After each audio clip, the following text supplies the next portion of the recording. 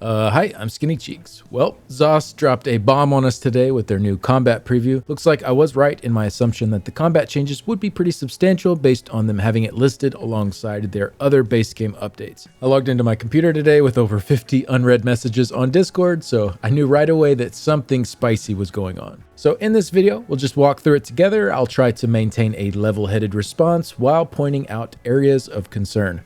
Greetings. It's almost time for the next update, and that means it's time to share some of the reasoning behind the upcoming big shakeups. This update brings a massive slew of combat adjustments all at once to hopefully reduce the need of large sweeping changes in subsequent updates, since some seemingly minor changes affect a huge part of the game's combat. The main focuses in Update 35 are twofold: improving accessibility to the game's combat by increasing the duration of outgoing ability effects, such as damage over time, buffs, and debuffs, and a continuation of the attempt to quell some of the obscene damage production at the high end. Let's start by breaking apart some of the fundamental realities of ESO today. Alright, so the first section here is over weaving. Currently, to be truly effective in ESO's combat, you need to learn to manipulate something that is known as weaving, which refers to the act of squeezing multiple actions in the global cooldown window. Doing so drastically increases your agency and output, and it is a staple of the game that we've come to embrace, as it helps our combat feel different and exciting to participate in once you learn the ins and outs. So 100% agree here. It can feel awkward early on, but I think once players get it down, many of them come to really enjoy the fast-paced combat that it offers. However, the impact of weaving leads to a massive gap in performance, where players who cannot interact with it effectively are left miles behind those who can. While this is partially unavoidable and an important part of what makes the mastery of ESO or any activity utilizing a similar system particularly satisfying, we want to do what we can to shorten that delta.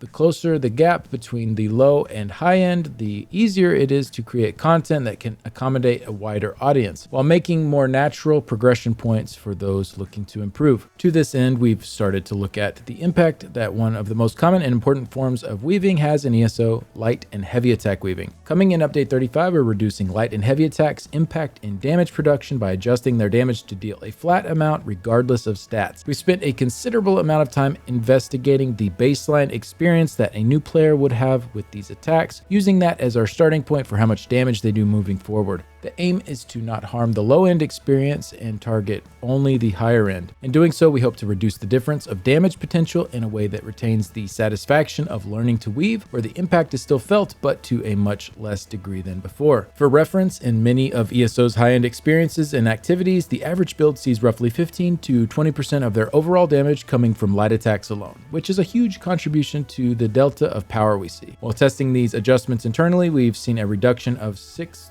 to 11% to overall damage, which allows for a much smaller and healthier gap while still retaining the sense of mastery and expression of that mastery with weaving. All right, let's stop here and let's talk about this for a little bit, because this is a pretty big one. First off, everyone's damage is going down with this, regardless of skill level. So yes, you may be closing the gap that effective light attack weaving creates to some extent, but those that are not utilizing weaving super well will still be losing damage. So the floor isn't really being raised, we just have the floor dropping a tiny bit less than the ceiling is dropping. To get an idea of damage levels, let's take a look at an example parse here.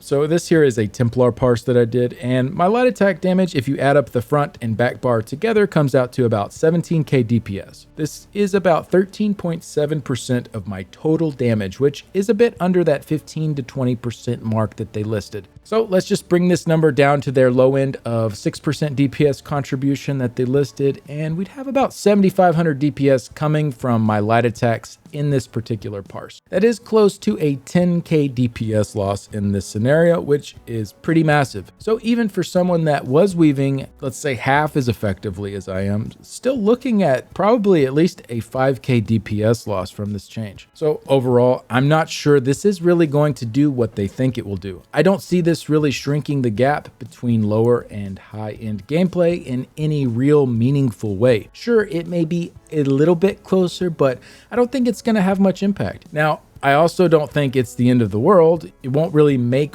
or break most setups, but the super high-end groups that they're targeting with this, they'll just find a way to adjust and still hit all of the damage levels necessary for any piece of content and continue steamrolling like they already are. While lower end to mid-level groups to even veteran groups that are struggling to meet DPS requirements for some of the harder content in the game, well, they're still taking a DPS hit from this and will have an even tougher time meeting the DPS checks now. Like, just because the top end is coming down, I don't think they're really gonna care. Like, that doesn't really matter to most people. What matters to most people is what they're doing and what they're capable of doing relative to the piece of content that they are trying to conquer. These people affected are just gonna be disappointed that they're losing damage when they're already struggling to meet checks put into the game. You got to keep in mind, when Finn and the trial team make new content each year, they make it with our current levels of power creep in mind. So when the combat team is always trying to make adjustments to combat this power creep, they're simultaneously making some of the content more difficult that was assumed by the encounter team to have that power creep present.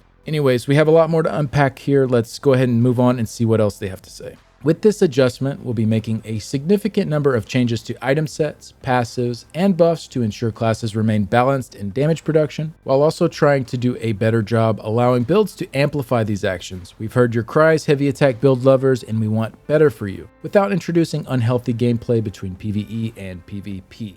Okay, final summary of this whole section here that we just went through. I think instead of gutting the damage from light and heavy attacks, they simply need to do a better job of teaching their player base that these are a crucial part of the core gameplay in ESO. There needs to be tutorials that show you how to light attack weave, how to put together a rotation. Having less light and heavy attack damage isn't going to magically make the combat more fun and engaging for a less experienced player. They don't care that the top end is coming down. They care about what they are engaging in. I see so many players new to the game that think the combat in ESO sucks, and I hate when I hear it because I'm like, no, it gets good, I promise. I totally get it. When you start off, it feels so clunky and it doesn't have this natural fluidness to it like you might get from hopping into a game like Diablo 3, where everything just immediately feels like it works naturally. But this combat in the end is what ends up being many players' favorite part of the game once they actually understand how it works, once they get into that rhythm and groove of a good rotation, start to understand how to utilize their skills for different encounters and the high-speed gameplay that is available at the high end. People love that combat, but we need a way right out of the gate to start teaching players how that combat works. Otherwise, many will just leave the game before they ever see how good it can actually be. Closing the gaps with light and heavy attack builds isn't going to solve this issue. End of the day, if this does go through in the state they are proposing, it won't be the worst thing ever.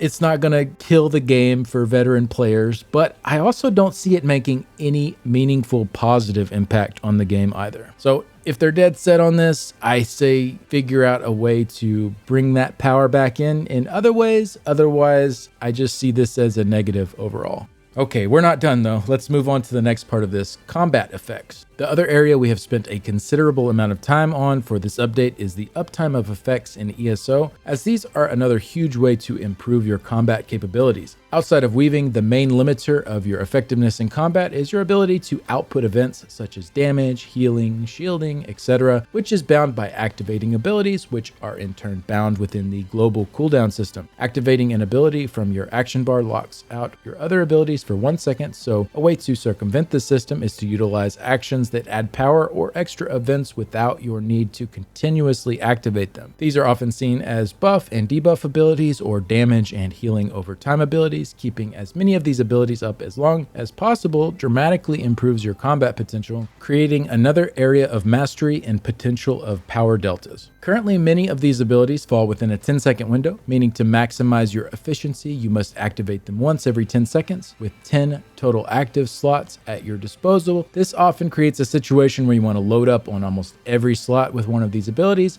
adding to your combat output for each duration-based effect you utilize. Between this and the engagement of weaving, this creates a reality where high actions per minute is required to be effective, as well as a robust rotation to keep as many of these effects up as possible. So again, they are referring to APM here as they have in previous posts. They didn't really say it here, but I know in previous they've kind of hinted that they're almost like against high APM, so I'm not really sure what the issue is with the high APM creating higher effectiveness. That is the case in most every game, and really, if you break it down, in most walks of life. But we'll move on. This in turn reinforces a need to glue your eyes to your action bars, taking you out of the action happening on screen. While this can create exhilarating combat experiences where you need to constantly monitor different activities on the screen, it can also be overwhelming and particularly challenging for you to do so at the rate required to be effective. I mean, I get that. I'm usually about 50-50 watching the combat versus watching my skill bar timers. I do kind of enjoy the challenge of keeping up things as well as possible, but I do see the appeal of having to worry about that a bit less and focusing more on the mechanics of the particular encounter. As such, coming in update 35, we are increasing the duration of many of these effects in game, primarily damage over time, buffs, and debuffs. By extending the duration, we hope to reduce the stress of many combat rotations, allowing you to focus more on the action in front of you rather than the action of juggling buffs and debuffs on your ability bar, and making the game far more accessible.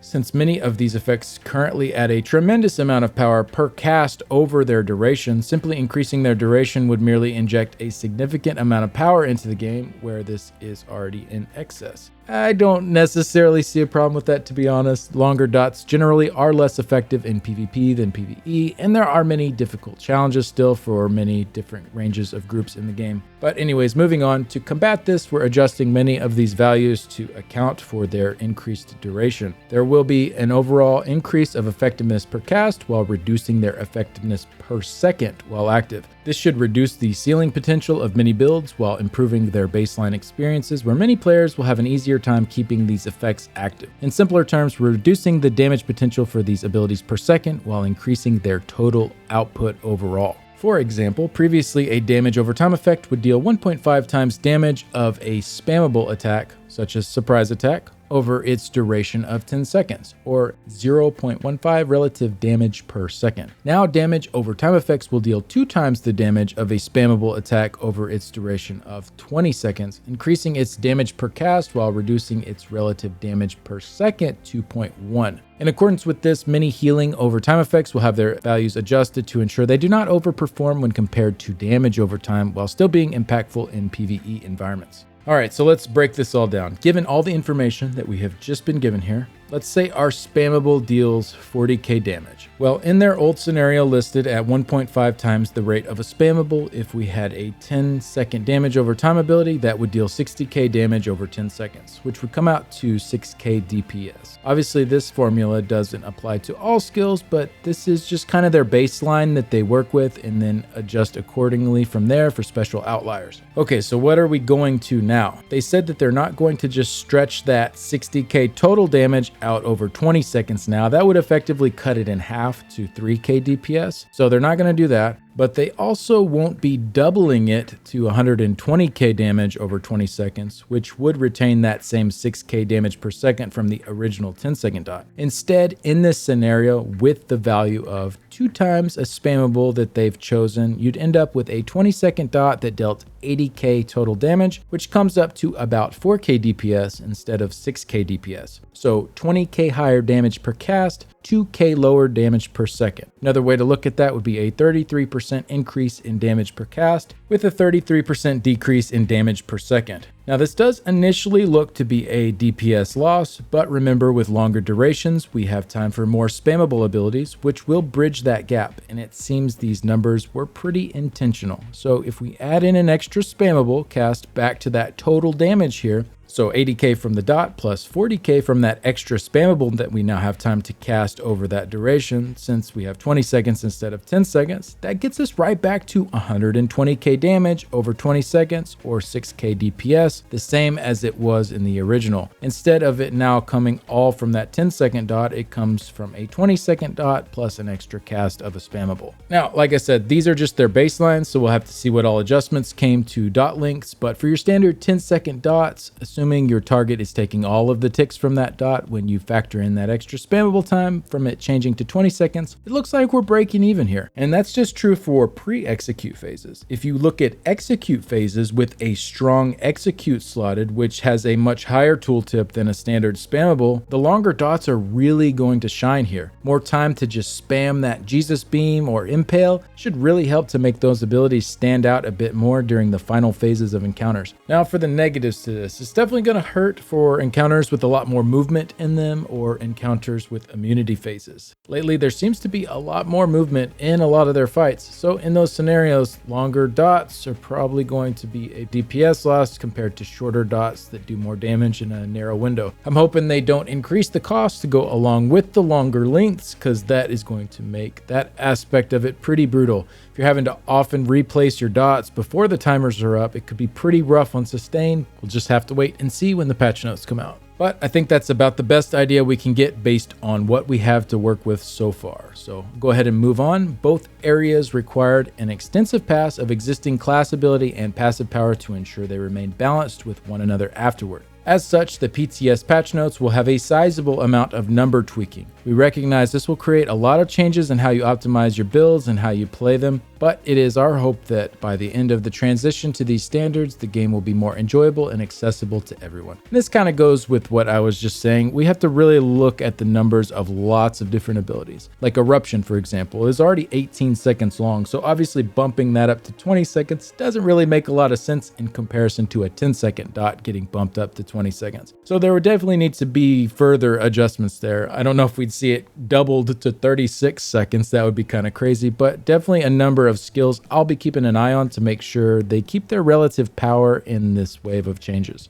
Okay, let's finish reading up here. After these adjustments are live, we're going to focus on any resulting balance issues for the next few updates, hopefully reducing the chaotic nature of change for a brief period after the initial turbulence. We'll be keeping a close eye on the discussions that come out of this, as well as the initial feedback over the coming PTS cycle. Since the scale of these changes is large in nature, please understand it may take more time for adjustments to come, since changing one standard affects many specific abilities. We hope this helps provide some clarity of our goals with the upcoming changes you'll see and aids in bracing yourself for the number of changes coming as well. We know this is never an easy process, and we appreciate your patience and tolerance as we try to improve the game that you and we love. May your roads lead to pleasant journeys, and we look forward to seeing you in Tamriel. Okay, so overall, I do think the dot changes can be okay if they are implemented correctly. They will bring an added importance to spammables and especially to executes. However, they will need to be careful not to make every class feel very similar, where you just lay down 8 or 9 long dots and then spam away for 10 seconds. Every class kind of has its own unique cadence to it, and losing that is definitely one of my concerns with this going forward. The baseline numbers that they gave, as shown in the example I did, are okay though. They add up, they make sense in making it a little easier to maintain while keeping similar damage levels. However, the nerfing of light and heavy attacks I don't think really does much to accomplish the goals that they've put forward as their reasons for doing so. Everyone just loses damage. No one's going to feel better about their performance, I don't think. I do think they need to be a little careful with their mindset that power creep is always out of hand, while simultaneously their encounter team is designing content with that power creep in mind. Oshiltso in Rockgrove hard mode is a perfect example. This is the biggest gatekeeper for teams who actually want to no-death this trial. There is no way mechanically in the game to overcome dying to this boss other than out DPSing his incoming damage. His minions close all of the cleansing pools, and you're stuck with an uncleansable poison that ramps up to unhealable levels. The only realistic solution to this is to do so much damage that you kill him before this happens. So on one hand, our encounter teams are designing certain fights that DPS is the only answer to, and 99.9% of the groups can't meet the checks for, most likely assuming that the power creep will allow more access to this at some point. And then on the other hand, the combat team is continually saying that the power creep is out of hand. Well, one of those or the other needs to stop. Either let the power creep continue so that the older content is no longer locked behind what most groups would consider to be unobtainable DPS, or adjust the content so that DPS needed is at a reasonable level to account for the combat team's adjustments. Sometimes it just seems like the combat and the encounter team are not on the same page with a lot of this. So I hope these things are considered with the decisions to come out and nerf damage across the board. But that pretty much sums it up. It's not all doom and gloom. I know I was pretty critical over a lot of this, but I think implemented well, a lot of these changes can be fun and interesting to interact with. I definitely like the idea of executes being more powerful due to the longer lasting dots. This seems like a fun change to interact with, but ultimately we'll have to wait and see what everything looks like when the PTS patch notes hit.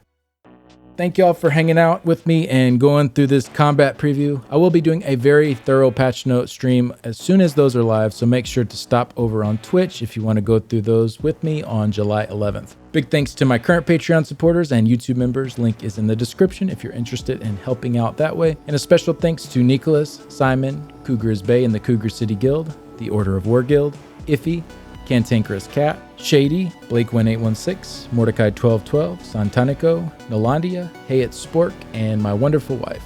Thanks again for stopping by. I'll see y'all in the next one. Bye.